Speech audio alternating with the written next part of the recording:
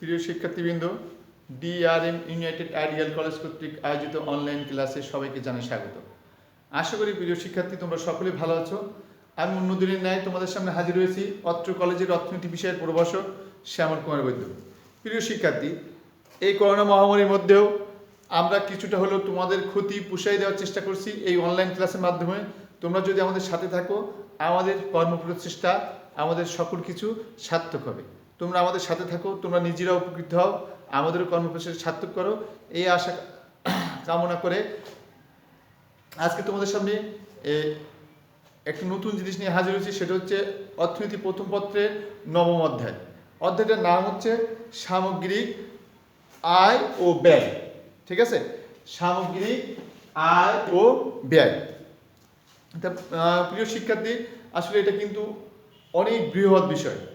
আমাদের পাঠ্যসূচিতে যেটুকু আছে সেটুকু নিয়ে আমরা একটু আলোচনা করব। হয়তোবা আমাদের কিছুটা ল্যাগ থেকে যাবে স্বল্প সময়ের স্বল্পতার কারণে, তারপরেও তোমরা আমাদের সাথে থাকো, আশা করি তোমরা উপকৃত হবা। প্রথমে আমরা আসি সামগ্রিক আয়টা কি। প্রথমে আমরা কি দেখব? সামগ্রিক আয়।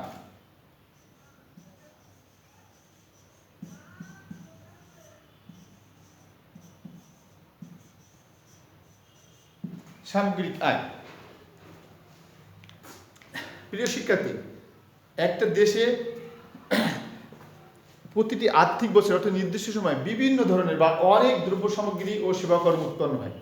ঠিক আছে, এদের আর্থিক মূল্যকে সাধারণত বলা হয় কি? সামগ্রিক আয়। একটু যদি অন্যরকম ঘুরাই বলি বা অন্যরকম করে একটু বলি, তাহলে কি? একটি নির্দিষ্ট সময়ে একটি নির্দিষ্ট দেশে যে পরিমাণ দ্রব্য সামগ্রী ও সেবাকর্ম উৎপন্ন হয় তার আর্থিক মূল্যের সমষ্টিকে বলা হবে কি? সামগ্রিক আয়। আবার একটু বলি, একটি নির্দিষ্ট সময়ে সাধারণত একটি আর্থিক বছর বা একটা নির্দিষ্ট বছরে যে পরিমাণ চূড়ান্ত দ্রব্য সামগ্রী ও সেবাকর্ম উৎপন্ন হবে তার আর্থিক মূল্যের সমষ্টিকে বলা হবে কি? সামগ্রিক আয়। ঠিক আছে বন্ধুরা, আমরা যদি একটু ধরি, একটু যদি এইভাবে ধরি, কিভাবে ধরবো? মনে করি আমার এক নির্দিষ্ট আর্থিক বছরে আমার এই সংখ্যক পণ্য উৎপাদন হলো। মনে করি x1 x2, অন্যরকম করে লিখি, x1 x2 x3 dot dot dot dot dot xn পরিমাণ দ্রব্য সামগ্রী উৎপন্ন হলো। ঠিক আছে, এবার আমি ধরি যদি এদের প্রত্যেকের মূল্য দ্রব্য সামগ্রী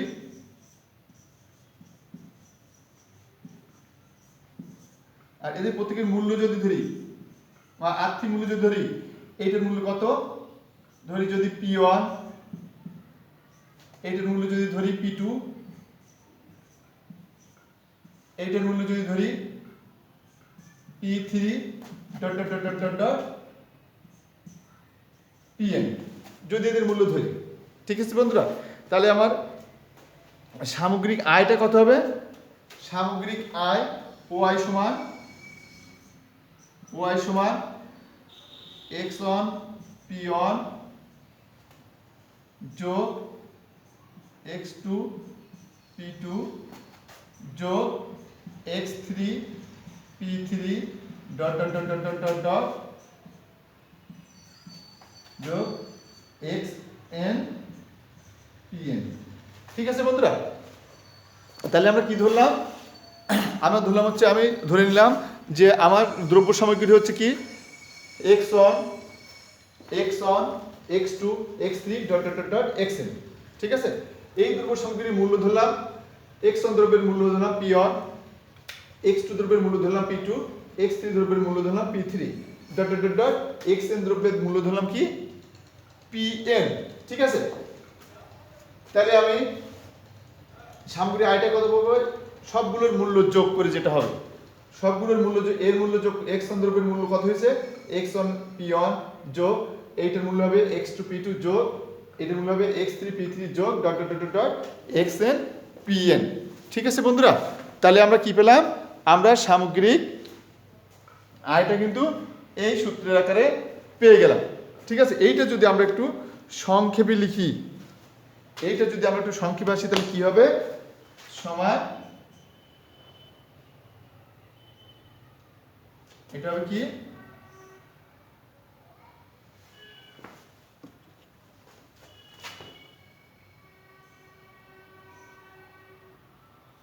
সামেশন এটা কি হবে, পিআই এক্স আই, ঠিক আছে, সামেশন পিআই এক্স আই, ঠিক আছে।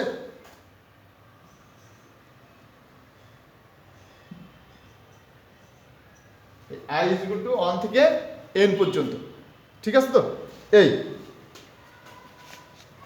হ্যাঁ, তাহলে আমরা কি বললাম, সামগ্রিক আয় কারা বলবে, একটি নির্দিষ্ট সময়ে একটি নির্দিষ্ট দেশে যে পরিমাণ চূড়ান্ত দ্রব্য সামগ্রী ও সেবাকর উৎপন্ন হবে তাদের আর্থিক মূল্যকে বলা হবে কি, সামগ্রিক আয়, ঠিক আছে বন্ধুরা। আচ্ছা, এখানে তাহলে এটা কিন্তু মুছে দিলাম, এটা কি করলাম, এটা মুছে দিলাম। এবার আমার একটা কথা আসছে, যে আমি একটা কথা বলতেছি তোমরা খেয়াল করবে, সেটা হচ্ছে কি চূড়ান্ত দ্রব্য সামগ্রী। চূড়ান্ত দ্রব্য সামগ্রীটা কি জিনিস, এইটা আমরা একটু বুঝবো। দেখো, সে মনে করি আমরা একটা জামা বা একটা কাপড় কিনলাম, কত,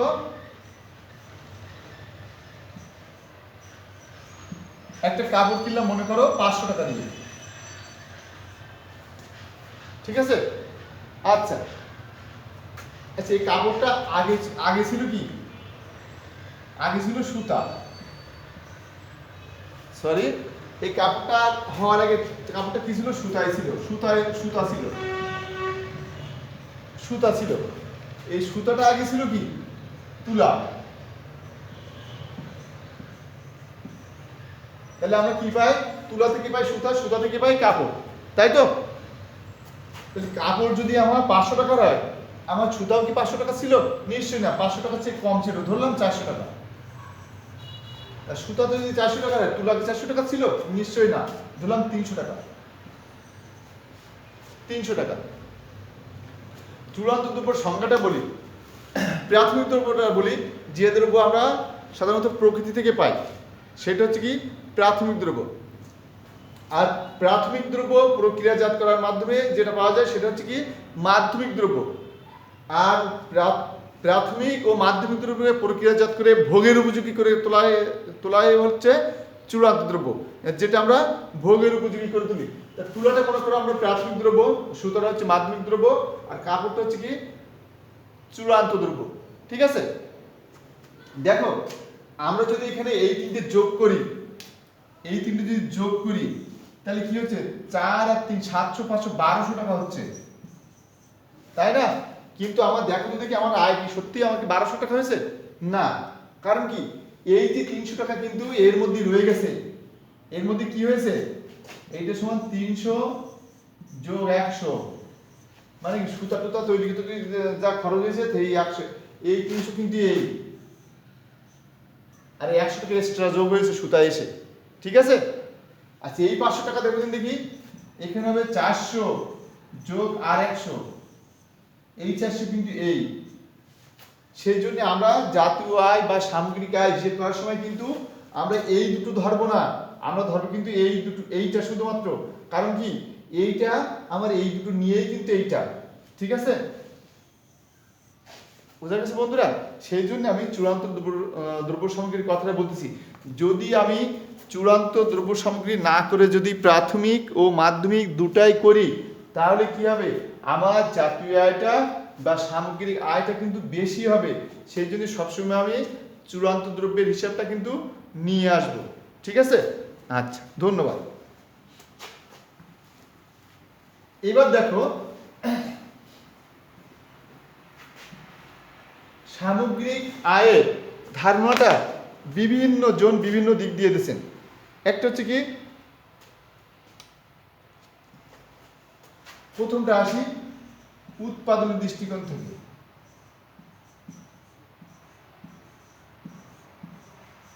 উৎপাদনের দৃষ্টিকোণ থেকে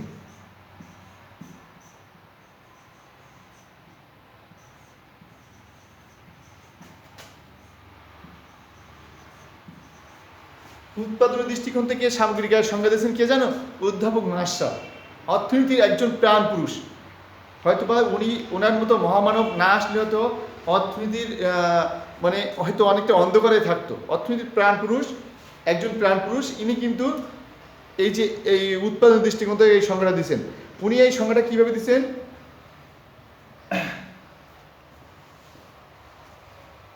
কোনো দেশে যে পরিমাণ দ্রব্য সামগ্রী ও সেবাকর্ম উৎপন্ন হয় তার আর্থিক মূল্যকে বলা হবে কি? সামগ্রিক আয়। ঠিক আছে, কোনো দেশের যে পরিমাণ দ্রব্য সামগ্রী ও সেবাকর্ম উৎপন্ন হয় তার আর্থিক মূল্যকে বলা হবে কি? সামগ্রিক আয়। এইটা আমরা যদি সূত্র আকারে লিখি, ওই যে প্রথমে যে সূত্রটা পেয়েছিলাম, এই y is equal to summation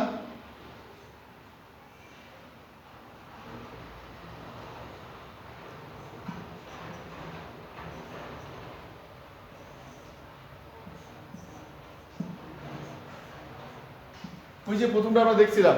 ঠিক আছে, এখানে কি, এখানে y সমান কি?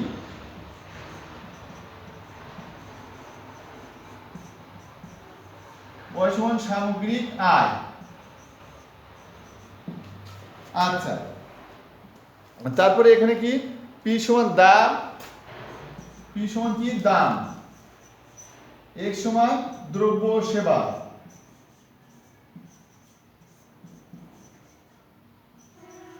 ঠিক আছে, x সমান কি? দ্রব্য ও সেবা।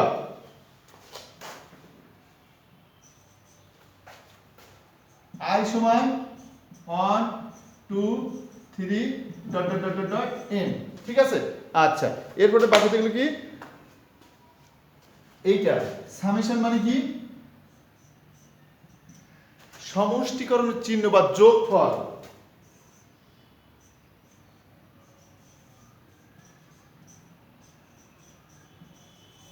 যোগফল বা সমষ্টিকরণের চিহ্ন, সামেশন, এটা বলে সামেশন। ঠিক আছে, তাহলে এই আমরা কি বললাম? উৎপাদনের দৃষ্টিকোণ থেকে জাতীয় আয়। তাহলে উৎপাদনের দৃষ্টিকোণ থেকে জাতীয় আয়ের সংজ্ঞা কি দিয়েছেন? কে দিয়েছেন? উৎপাদনের দৃষ্টিকোণ থেকে জাতীয় আয়ের সংজ্ঞা দিয়েছেন কে?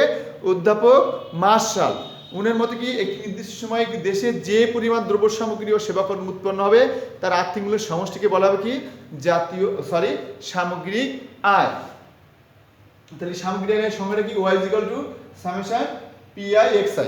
ঠিক আছে, y সমান সামগ্রিক আয়, p সমান দাম, x সমান দ্রব্য ও সেবা। আচ্ছা, i is equal to যে 1 থেকে ডট ডট n অসংখ্য পর্যন্ত সামেশনের যোগফল বা সমষ্টিকরণের চিহ্ন।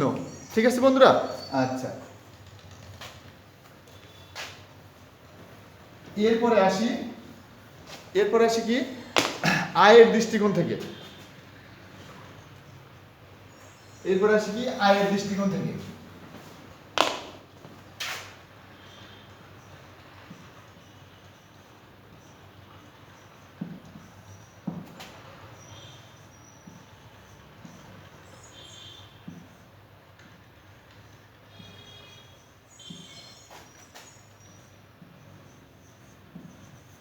আয়ের দৃষ্টিকোণ থেকে কি হবে?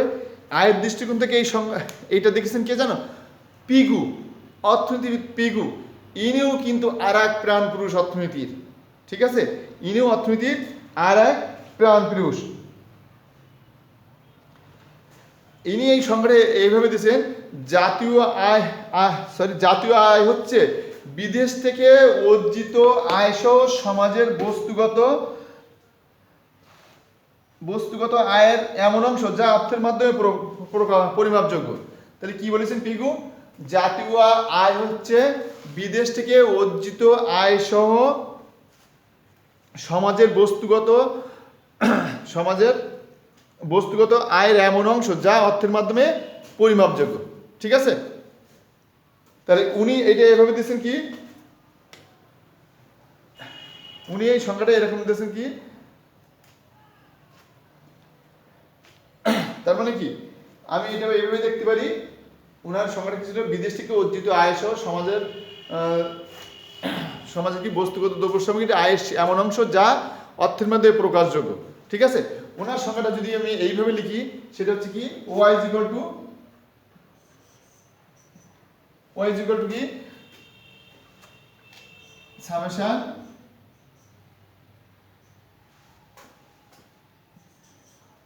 প্লাস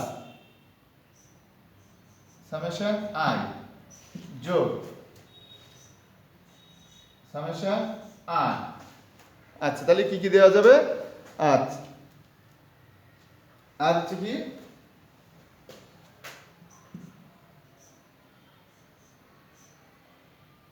পাই।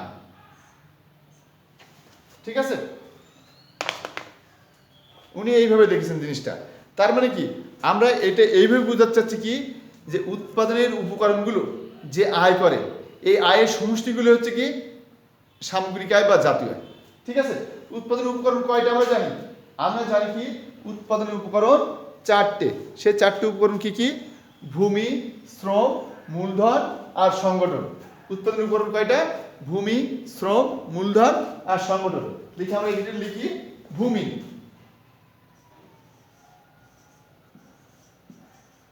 শ্রম, মূলধন,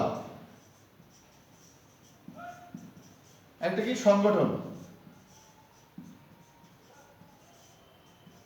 এই উৎপাদন উপকরণ চারটে না। ভূমি কি পায়? ভূমি পায় খাজনা, খাজনা পায়। খাজনা নাম সংক্ষেপে দেই রেন্ট, আর দিয়ে প্রকাশ করি। ঠিক আছে, এই যে খাজনা, ভূমি পায় খাজনা। আচ্ছা, শ্রম কি পায়? মজুরি। ভূমি পায় খাজনা, খাজনাটা সাধারণত রেন্টে পায়, মজুরি পায় ডবল দ্বারা প্রকাশ করি। এই মজুরি কি? এটা হচ্ছে মজুরি। ঠিক আছে, আচ্ছা, মূলধন কি পায়? সুদ। সুদ যে সাধারণত আমরা আয় দ্বারা প্রকাশ, এটা হচ্ছে সুদ। আর সংগঠন কি পায়? সংগঠন মুনাফা পায়, এটা হচ্ছে পায়, এটা হচ্ছে মুনাফা।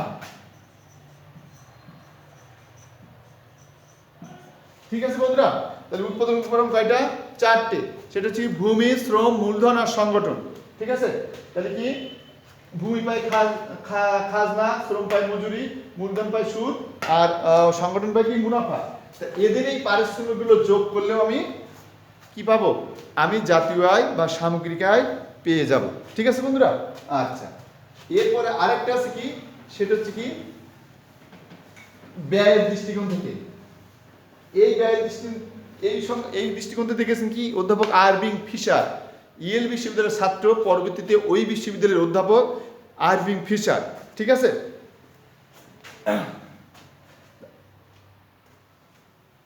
তাহলে এটা কি ব্যয়ের দৃষ্টিকোণ থেকে।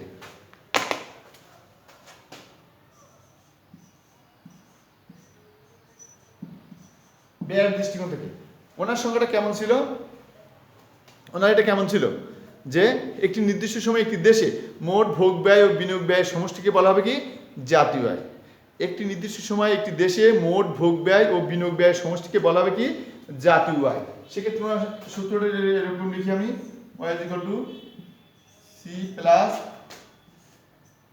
i plus c plus i plus g plus x minus m। ঠিক আছে, এখানে কি y = আমরা কি জানি?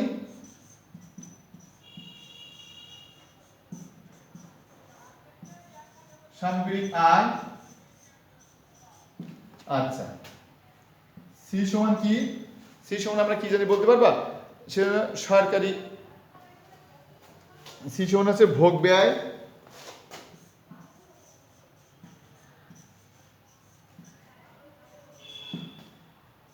জি সমান আছে সরকারি ব্যয়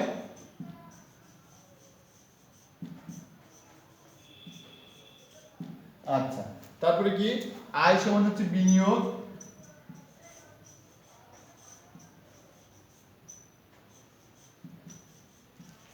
আচ্ছা, x সমান কি? x সমান হচ্ছে কি রপ্তানি,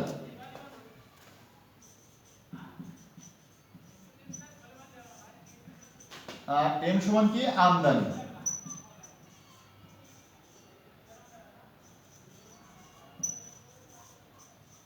ঠিক আছে, এই তাহলে ব্যয়ের দৃষ্টিকোণ থেকে জাতীয় সংখ্যাটা কি দিয়েছেন অধ্যাপক আরভিং ফিশার। ওনার মতে কি একটি নির্দিষ্ট সময় একটি দেশে মোট ভোগ ব্যয় ও বিনিয়োগ ব্যয়ের সমষ্টিকে বলা হবে কি জাতীয় আয় বা সামগ্রিক আয়। ওনার সংজ্ঞাটা হয়েছে কি সামগ্রিক আয় সমান ভোগ প্লাস বিনিয়োগ প্লাস সরকারি ব্যয় প্লাস আমদানি ও রপ্তানির পার্থক্য। ঠিক আছে বন্ধুরা, তাহলে আজকে তোমাদের সাথে আপাতত এইটুকুই থাকবে। তোমাদের সাথে আজকে মূলত আমি আলোচনা করলাম কি অর্থনীতি প্রথম পত্রের নবম অধ্যায়ের সামগ্রিক আয় ও ব্যয়। বন্ধুরা এই অধ্যায়টা কিন্তু অনেক একটু বড় এবং কিন্তু একটু জটিল, ঠিক আছে? তোমরা একটু মনোযোগ সহকারে আমার সাথে থাকবা। আমি আশা করি তোমাদের এ বিষয়ে আর কোনো সমস্যা থাকার কথা না। সামনে আগামী দিন তোমাদের সামনে আবার আমি নতুন কিছু নিয়ে হাজির হব। তোমরা সেই পর্যন্ত সকলে ভালো থাকো, সুস্থ থাকো, এই শুভকামনায় শেষ করলাম।